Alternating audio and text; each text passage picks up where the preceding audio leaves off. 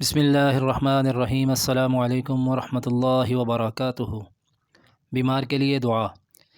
یا حلیم یا کریم اشفی فلانا۔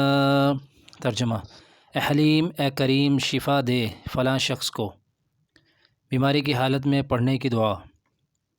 بیمار اپنی بیماری میں سورۃ الاخلاص، سورۃ الفلق اور سورۃ الناس پڑھ کر اپنے ہاتھ پر پھونک کر سارے بدن پر پھیرا کرے اور دعائے ذیل پڑھتا رہے: لا الہ الا انت سبحانک انی کنت من الظالمین۔ ترجمہ: نہیں کوئی عبادت کے لائق مگر تو، پاک ہے ذات تیری، بے شک میں ظالموں سے ہوں۔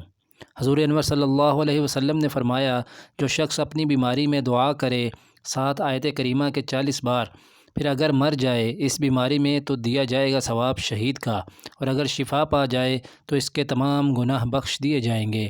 کیا ہی اچھا ہو کہ آدمی جب بیمار ہو تو یہ آیت کریمہ کا ورد رکھے۔ جزاکم اللہ خیرا۔